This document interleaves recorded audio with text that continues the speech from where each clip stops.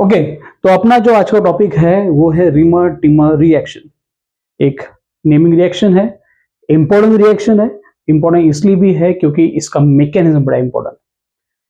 इसके क्वेश्चन बहुत सारे बनेंगे मैकेनिज्म के ऊपर, उससे भी ज्यादा क्वेश्चन बनेंगे। देखो, कहने के लिए सिंपल सी रिएक्शन है कि हम क्या करने वाले हैं, फिनॉल लेंगे, उसको ट्रीट करेंगे क्लोरोफॉर्म और स्ट्रॉन्ग बेस NaOH के साथ, और उसका जो कन्वर्जन है वो हो जाएगा सैलिस अल्डिहाइड में। कहने के लिए बड़ा आसान है, लेकिन उतनी ही डिफिकल्ट उसका मैकेनिज्म है। ठीक है, और मैकेनिज्म के ऊपर भी क्वेश्चन पूछे जाएंगे, है ना। जैसे ये नेमिंग रिएक्शन है तो आपको समझ में आ गया कि नेमिंग रिएक्शन इंपॉर्टेंट है ही है, बराबर। लेकिन नेमिंग रिएक्शन का मैकेनिज्म भी इस बार इंपॉर्टेंट है। ठीक, एक अलग तरीके से इसका मैकेनिज्म बनाया गया है। तो सबसे पहले तो एक देखेंगे कि क्या करना है हमको, कि हमें क्या करना है कि कोई हमें फिनॉल लेना है जी, फिनॉल लेना है, और फिनॉल की रिएक्शन हम करने वाले हैं CHCl3 प्लस NaOH के साथ। आप समझो थोड़ा सा बात समझो कि ये है क्लोरोफॉर्म, ये है क्लोरोफॉर्म, और क्लोरोफॉर्म के साथ ये जो है ये है स्ट्रॉन्ग बेस। हम यूज क्या करने वाले, स्ट्रॉन्ग बेस, करेक्ट है। अब स्ट्रॉन्ग बेस है, फिनॉल है, बहुत कॉम्प्लिकेटेड चीज होने वाली है, आप समझो एक चीज को, बराबर है। सबसे पहले तो हमें क्या जानना है, इस रिएक्शन में क्या जानना है। देखो कि हम क्या करने वाले हैं, पहले तो ये फिनॉल की रिएक्शन या फिर ये फिनॉल जो है इसको फिनॉक्साइड आयन में कन्वर्ट कर दो। ठीक है, ये स्टेप 1 में आप मान के चल सकते हैं। मैंने इसमें से बेस पार्ट यूज कर लिया है। बेस पार्ट यूज करेंगे तो यहां से ये बेस पार्ट के साथ चला जाएगा, और माइनस हम वाटर लिख देंगे, और यहां पे आ जाएगा फिनॉक्साइड आयन, है ना। अरे सर, आप बोलोगे सर फिनॉक्साइड आयन क्यों बना लिया है ना। अरे फिनॉक्साइड आयन इसलिए बनाया है क्योंकि ये बेंजीन रिंग है, बराबर है। और बेंजीन रिंग है तो बेंजीन रिंग हमेशा आपको पता है मेसोमेरिक इफेक्ट देती है, जैसे रेजोनेंस इफेक्ट देती है, और रेजोनेंस इफेक्ट के कारण ही इसकी रिएक्टिविटी है। सही बात है। अब थोड़ा सा बात करते हैं कि भाई साहब ये क्लोरोफॉर्म के साथ हमने NaOH लिया है, क्यों लिया है, थोड़ा ध्यान दो यहाँ पे। अब मैं इसको क्या करूंगा, स्टेप 0 बोल दूंगा। स्टेप 0 क्यों, क्योंकि रिएक्शन शुरू होने से पहले की रिएक्शन है, बराबर है। अब थोड़ा समझो कि मैंने यहाँ पे लिख दिया है CHCl3 प्लस यहाँ पे मैंने ले लिया है NaOH, है ना। और यहाँ पे होने वाला है अल्फा अल्फा एलिमिनेशन। आप सही सुने, है ना, अल्फा अल्फा एलिमिनेशन। और अल्फा अल्फा एलिमिनेशन का मतलब क्या है कि जहां से आपका हाइड्रोजन निकलेगा वहीं से आपका Cl भी निकलेगा। बात समझो, है ना। या फिर आप इस तरह से डिफिकल्टी फाइंड कर रहे हैं इस रिएक्शन को समझने के लिए, तो आप ऐसा भी बोल सकते हो कि आपके पास यहाँ पे Cl है, यहाँ पे C है, यहाँ पे Cl है, Cl है, यहाँ पे H है। तो आपको पता है कि अगर मैंने बेस के साथ रिएक्शन कर दी है, यहाँ पे थोड़ा समझने की कोशिश करो कि मैंने अगर बेस के साथ रिएक्शन कर दी है तो बेस क्या करेगा, यहां से जो सबसे एसिडिक पार्ट है उसको अपने तरफ अट्रैक्ट कर लेगा। ठीक है, तो एसिडिक पार्ट यहाँ पे ये है H, ये H यहाँ पे चला जाएगा तो क्या होगा, यहाँ पे माइनस हम H2O लिख सकते हैं, करेक्ट है। लेकिन आप बात समझो कि जैसे ही H जाएगा तो H तो भाई साहब आपको पता है कि ये क्या है, फकीर आदमी है, ये कुछ लेके नहीं जाता अपने साथ, ये तो देके जाता है। और क्या देके जाता है, ये इलेक्ट्रॉन देके जाता है। बात को समझेंगे कि जैसे ही हाइड्रोजन यहां से आगे चला जाएगा तो यहां से दो दो इलेक्ट्रॉन है, ये कहां चले जाएंगे, ये कार्बन के पास चले जाएंगे, बराबर है। तो मतलब क्या होगा कि कार्बन के पास चले जाएंगे तो हमारे पास क्या आएगा, अभी Cl, C, यहाँ पे एक Cl है, यहाँ पे एक Cl है, और यहाँ पे 2 इलेक्ट्रॉन आ गए हैं, है ना। और आपको पता है कि कार्बन के पास कितने इलेक्ट्रॉन होने चाहिए, वैसे तो 8 इलेक्ट्रॉन होने चाहिए, लेकिन खुद के कितने होने चाहिए, 4 होने चाहिए। लेकिन यहाँ पे देखो, यहाँ पे कितने, 5 है, 1 2 3 और ये 2 5।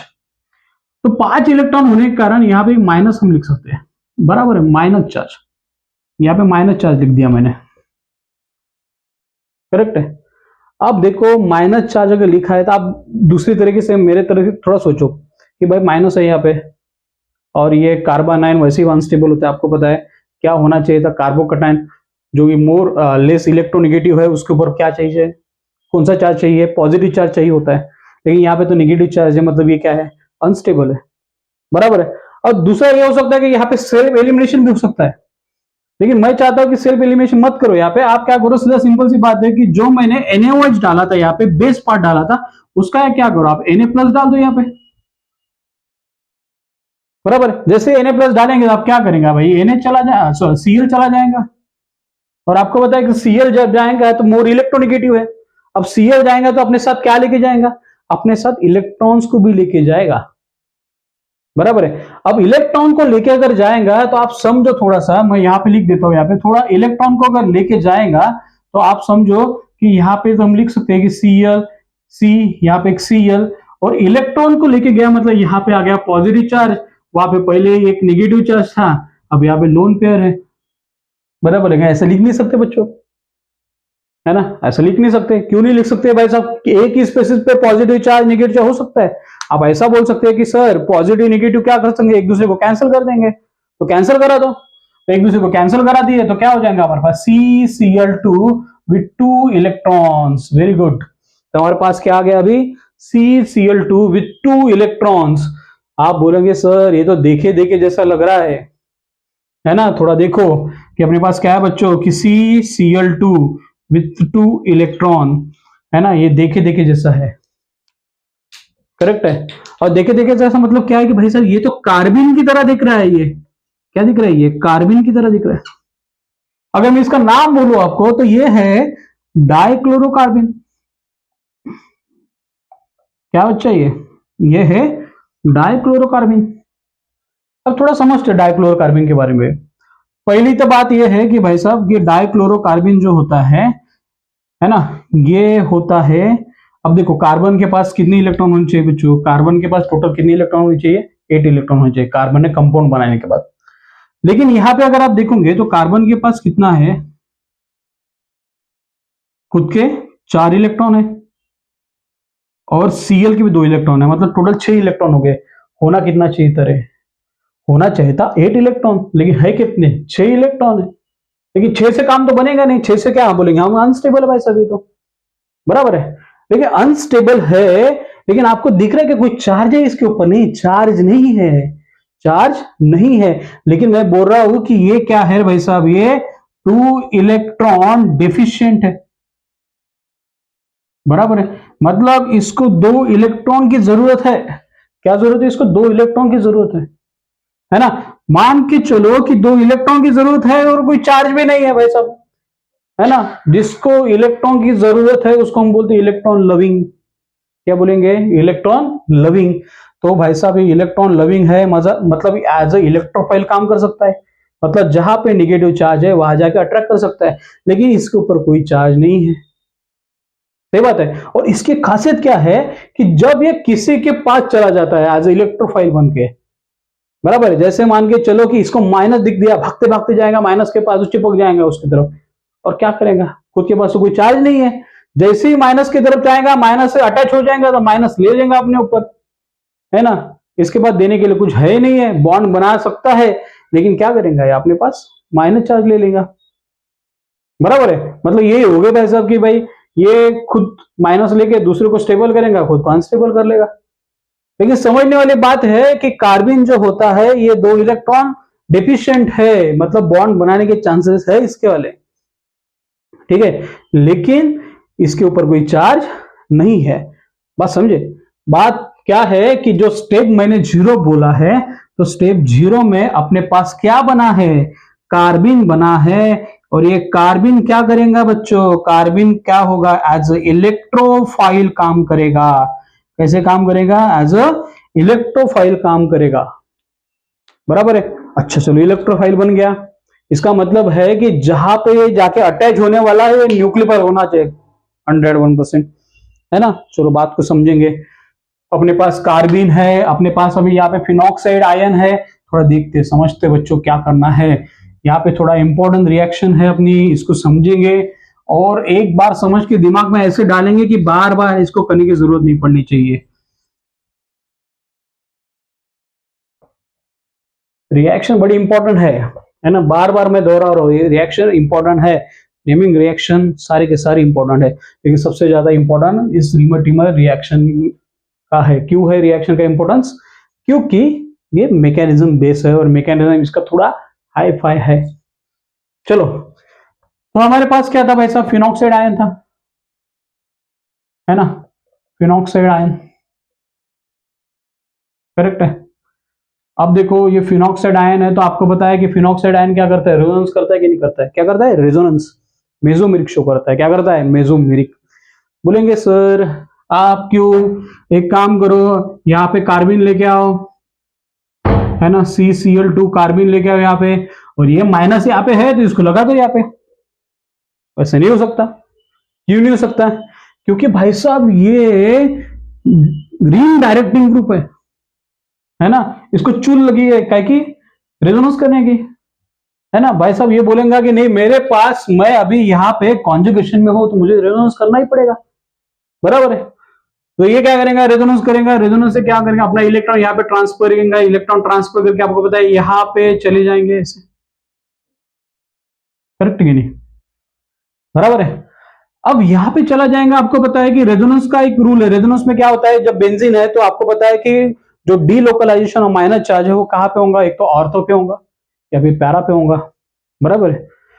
यहां पे भी क्या होने वाला है, डीलोकलाइजेशन और माइनस चार्ज है ऑर्थो पे होगा, दूसरा पैरा पे भी होगा, है ना, दोनों प्रोडक्ट बनाएंगे अपन, बराबर है, दोनों प्रोडक्ट बनाएंगे, लेकिन मानेंगे एक को ही अपना सुपर हीरो, सुपर हीरो मतलब मेजर कंपाउंड, बराबर है। तो बोलेंगे सर कि अब मेजर कंपाउंड भी निकालना पड़ेगा, माइनर कंपाउंड भी निकालना पड़ेगा, जो बता रहा वही करो, एक ही कंपाउंड निकालेंगे, बराबर है, उसी से बताऊंगा कि भाई ये मेजर क्यों है, ये बता दूंगा सीधा, या फिर ये स्टेबल है इसलिए मेजर है, ऐसा बता दूंगा आपको। लेकिन समझो कि अभी वो थोड़ा रुक के, है ना, अभी नहीं बता सकता कि मैं कि रिएक्शन कहां पे होना है, रिएक्शन में अभी बोल रहा हूँ कि दोनों जगह पे हो रही है ना, मैं ऐसा नहीं बोल रहा कि रिएक्शन ऑर्थो पे होगी, हाँ मैं यहाँ पे ऑर्थो पे करने जा रहा हूं, है ना, लेकिन रिएक्शन यहाँ पे पैरा पे भी हो सकती है, लेकिन स्टेबल कौन सा होगा ये रिएक्शन के लास्ट में पता चलेगा, ठीक है। चलो बात करते हैं, चलो बात करेंगे अभी कि भाई साहब यहाँ पे कुछ इस तरह से आ गया, है ना, यहाँ पे आ गया ऑक्सीजन डबल बॉन्ड, यहाँ पे आ गया माइनस चार्ज, यहाँ पे एक बॉन्ड है, यहाँ पे एक बॉन्ड है, ये कार्बिन है, CCl2 कार्बिन है, बराबर है। अब ये कार्बिन क्या करेंगे बच्चों, यहां से जाके यहाँ पे अटैच करेगा, क्यों करेगा, क्योंकि आपको पता है कि इलेक्ट्रॉन डिफिशिएंट है, इलेक्ट्रोफाइल की तरह काम करेगा, और इसको अभी न्यूक्लियोफाइल दिख रहा है तो न्यूक्लियोफाइल के पास जाके अटैच भी हो जाएगा तुरंत में। ओके, जैसे अटैच हो गया तो क्या होगा, अब मैंने बोला था आपको, एक बताया था एक चीज, क्या बताया था मैंने बोला था भाई साहब कि एक ऐसी स्पेसीज है ये, है ना, कार्बन एक ऐसी स्पेसीज है जो क्या करता है रे भाई साहब, है तो कुछ नहीं उसके पास, लेकिन जैसे दूसरे को जाके अटैच होगा, है ना, जिसके पास अभी माइनस है, जिसके पास माइनस के पास चला जाएगा ये, तो उसका माइनस अपनी तरफ ले लेगा, बराबर है। तो अभी क्या होगा, यहाँ पे आ जाएगा CCl2, यहाँ पे आ गया माइनस, बराबर है, यहाँ पे क्या आ गया CCl2 माइनस, यहाँ पे डबल बॉन्ड है, यहाँ पे डबल बॉन्ड है, करेक्ट है। आप बोलेंगे सर अभी अब क्या करना है ना, अब भाई साहब अब ये तो इसके एरोमेटिसिटी बिगड़ गई है, आप बोल रहे थे पहले भाई अपना एरोमेटिक कंपाउंड था तो पहले स्टेबल था, अब क्या कर दिया आपने, अरे भाई साहब रुको, थोड़ा सा रुको। अब हम क्या करेंगे भाई साहब कि यहाँ पे जो हाइड्रोजन है ना, हाइड्रोजन क्या भाई फकीर आदमी है, इसको किसी चीज की जरूरत नहीं है, तो ये हाइड्रोजन क्या बोलेगा कि मैं आपके पास आ जाता हूं, है ना, इस माइनस के पास हाइड्रोजन चला जाएगा, और माइनस के पास हाइड्रोजन जाने के बाद क्या होगा, ये बॉन्ड यहाँ पे शिफ्ट होके फिर से अपना क्या होगा, ऑक्सीजन के ऊपर माइनस आ जाएगा, करेक्ट है। मतलब हमारा जो कंपाउंड बनना है, कंपाउंड इस तरह से हमको दिखने लगा है बच्चों, अभी देखो कंपाउंड कैसे दिखने लगा है हमें, यहाँ पे O के ऊपर माइनस आ गया है, यहाँ पे अपने पास CHCl2 बन गया, वेरी गुड, यहाँ पे डबल बॉन्ड आ गया है, यहाँ पे एक बॉन्ड आ गया, यहाँ पे एक बॉन्ड, अच्छा अब तो इसके एरोमेटिसिटी बराबर आ गई है, वेरी गुड सर, बराबर है। अब क्या करेंगे, हमारा फाइनल स्टेज है अपना, फाइनल स्टेज पे क्या करेंगे हम, फाइनल स्टेज में क्या करेंगे कि देखो हमारे पास इस तरह से ये जो आयन है, ऑक्सीजन के ऊपर माइनस है, यहाँ पे इस तरह से है CH, है ना, यहाँ पे ऐसे लिख देता हूं Cl, तो इसका हम क्या करेंगे, NaOH के साथ हाइड्रोलाइसिस कर देंगे, NaOH के साथ हाइड्रोलाइसिस, अब टॉयज में ले लो, है ना, अब टॉइज मिलेंगे तो आपको पता है क्या होने वाला है। अब सिंपल सी बात है भाई साहब, Na प्लस OH माइनस, है ना, यहाँ पे माइनस आएगा, यहाँ पे प्लस आएगा। अब बताने की जरूरत है आपको कौन कहा जाएगा। अच्छा, बता देता हूं, ये माइनस यहाँ पे जाएगा, ये NaCl बन के बाहर निकल जाएगा। वैसे में दो क्वांटिटी में लिया है मैंने, बराबर है। तो आप क्या करो कि टॉइज NaCl बाहर निकल दो, है ना, टॉइज NaCl बाहर निकल गया। ठीक है, अब बचा क्या है, देखो बचा क्या है हमारे पास रिएक्शन में, कुछ इस तरह से है बच्चों। ऑक्सीजन के ऊपर माइनस है, यहाँ पे CH, यहाँ पे OH, यहाँ पे OH, डबल बॉन्ड है, डबल बॉन्ड यहाँ पे, और NaCl, टॉइज NaCl तो बाहर निकल दिया हमने। हमारे ऑर्गेनिक में एक कार्बन के ऊपर अगर दो OH है तो इसको हम क्या बोलते हैं बेटा, अनस्टेबल, है ना। जैसे क्लोरल फ्लोरल ये स्टेबल रहते हैं OH के साथ, डबल OH के साथ, लेकिन बाकी नहीं रहते हैं। अगर इसके पास यहाँ पे कोई Cl2 Cl3 अगर होता ना तो ये स्टेबल हो जाता है, क्लोरल बोलते हैं उसको, है ना, फ्लोरल बोलते हैं। अगर ये रहता फ्लोरल बोल देते हैं, लेकिन ये अनस्टेबल है। अगर आपको पता है अगर ये अनस्टेबल है, एक ही कार्बन के ऊपर दो OH अगर है तो हम क्या कर देंगे, क्या कर देंगे, इसका सेल्फ एलिमिनेशन होगा, सेल्फ डिहाइड्रेशन होगा। सेल्फ डिहाइड्रेशन होगा तो आपको पता है यहां से OH गया मतलब यहाँ पे पॉजिटिव, यहाँ पे माइनस आ जाएगा, तो दोनों साइन क्या हो जाएंगे रे बाबा, पॉजिटिव नेगेटिव मिलके क्या हो जाएगा, डबल बॉन्ड बनेगा। तो ये आपका बन गया CHO, अच्छा अल्डेहाइड ग्रुप बन गया। और आपको पता है रिएक्शन के स्टार्टिंग में आपको पता है मैंने फिनॉक्साइड आयन बनाने के लिए मैंने बेस डाला था, बराबर है। तो एसिड, ये एसिडिक रिएक्शन चली होंगी अभी तक, तो हम क्या करेंगे, अभी इसको न्यूट्रलाइज करेंगे। तो न्यूट्रलाइज करने के हमें क्या करना पड़ेगा, यहाँ पे मुझे H+ डालना पड़ेगा, बराबर है। अब जैसे मैं H+ डालूंगा तो जो H निकला था अपना पहले, अब उसको रीगेन किया जाएगा, है ना। यहाँ पे OH आ गया इस तरह से, तो ये बन गया आपका सैलिस अल्डिहाइड। क्या बन गया यहाँ पे, सैलिस अल्डिहाइड। और इसी तरह से आप क्या कर सकते हो, सैलिसिलिक एसिड भी बना सकते हो, है ना। सैलिसिलिक एसिड, सैलिसिलिक एसिड एक कॉस्मेटिक, एक सॉरी, जितने भी मतलब डर्मल कॉस्मेटिक्स रहते हैं उसमें यूज किया जाता है, बड़े बड़े पैमाने में यूज किया जाता है। ठीक है, अगर हमने कोई क्लोरोफॉर्म की जगह अगर हमने CO2 यूज कर दिया तो सैलिसिलिक एसिड बन जाएगा। लेकिन अपना जो मैकेनिज्म है या फिर जो रीमर रिएक्शन है उसमें हमने क्या बनाया है, सैलिस अल्डिहाइड बनाया है। सैलिस अल्डिहाइड बनाने के लिए हमने क्या किया है, फिनॉल की रिएक्शन की है। किसके साथ की है, क्लोरोफॉर्म के साथ की है। क्लोरोफॉर्म के साथ क्या डाला हमने, NaOH डाला। तो हम पहले क्या किए कि हमने पहले अटैकिंग रिएजेंट डाले, अटैकिंग रिएजेंट डाले। अटैकिंग रिएजेंट क्या था हमारे पास, क्लोरोफॉर्म था, करेक्ट है। और उसके सामने क्या किया, NaOH डाला। तो पहले क्या बन गया हमारे पास, पहले हमारे पास क्या बन गया है, पहले हमारे पास बन गया है कार्बिन। और कार्बिन क्या है, कार्बिन एक न्यूट्रल स्पीसीज है जिसके ऊपर कोई चार्ज नहीं है ना, लेकिन वो इलेक्ट्रॉन डेफिशिएंट है। अगर वो इलेक्ट्रॉन डेफिशिएंट है तो क्या करेगा, नेगेटिव तरफ भागेगा, और नेगेटिव की तरफ भागेगा तो नेगेटिव से अटैच होगा तो अपना उसके ऊपर चार्ज क्या आएगा, नेगेटिव चार्ज आ जाएगा। बात समझे कि नहीं समझे, है ना। और मैकेनिज्म में आप सिंपल सी बात है कि सर एक लास्ट वाला क्वेश्चन रह गया, आपने बताया नहीं, आप बोल रहे थे कि भाई ऑर्थो पे जाके अटैच होगा तो स्टेबल रहेगा या पैरा के ऊपर जाएगा तो स्टेबल होगा, ये बात बताना रह गया। अच्छा याद आ गया मुझे, बराबर है। थोड़ा बात समझते हैं कि मेरे पास अगर दो प्रोडक्ट है ना, अगर मेरे पास दो प्रोडक्ट है, फटाफट क्लीन करेंगे इसको, है ना। अब मेरे पास दो प्रोडक्ट है, देखो बच्चों, एक प्रोडक्ट ये वाला है ऑर्थो वाला प्रोडक्ट है,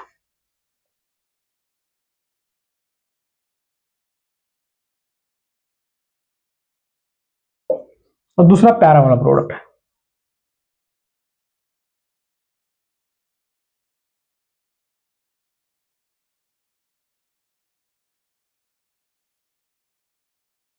चलो, अब क्या करना है हमको कि देखना है कि इनमें से स्टेबल कौन सा है, और वो स्टेबल जो रहेगा उसको मेजर मानेंगे। देखो सिंपल सी बात है कि यहां पे तो होने वाली है भाई साहब इंट्रामोलिकुलर हाइड्रोजन बॉन्डिंग। क्या होने वाली है, इंट्रा मॉलिकुलर हाइड्रोजन बॉन्डिंग। ठीक है। अब देखो इंट्रामोलिकुलर हाइड्रोजन बॉन्डिंग ये एक्स्ट्रा स्टेबिलिटी प्रोवाइड करता है ना, क्या करेंगे, एक्स्ट्रा स्टेबिलिटी प्रोवाइड करेगा। अच्छा, और एक कंसेप्ट बता देता कि जहां पे राउंड फॉर्मेशन हुआ है, देखो राउंड फॉर्मेशन हुआ है ना, जिसको हम क्या बोलते हैं, चिलेशन, है ना, सर्कुलर कंपाउंड फॉर्मेशन अगर कहीं पे होता है तो वो भी एक स्टेबिलिटी देता है। क्या देता है वो, एक्स्ट्रा स्टेबिलिटी देता है। बात को समझो कि यहां पे इस ऑर्थो में इंट्रामोलिकुलर क्या है, हाइड्रोजन बॉन्डिंग है, और इंट्रामोलिकुलर हाइड्रोजन बॉन्डिंग होने के कारण ये मोर स्टेबल है, एक्स्ट्रा स्टेबिलिटी है इससे, है ना, पैरा से ज्यादा स्टेबिलिटी है। तो इसलिए हम क्या बोलेंगे कि भाई साहब ये हो गया मेजर, ये हो गया माइनर। अच्छा, वो मुझे याद आ गया, मैंने बता दिया, है ना। रिएक्शन के बीच में इसलिए नहीं बताया क्योंकि लिंक टूट जाती है ना। पहले से रिएक्शन कर लेंगे, उसके बाद फिर इसको सॉल्व करेंगे। ठीक है, बात समझ में आया। तो क्या होगा, ऑर्थो और प्यारा में से कौन सा स्टेबल रहेगा बच्चों, ऑर्थो स्टेबल रहेगा, है ना। चलो, तो नेक्स्ट रिएक्शन अपन देखेंगे थोड़ी देर में।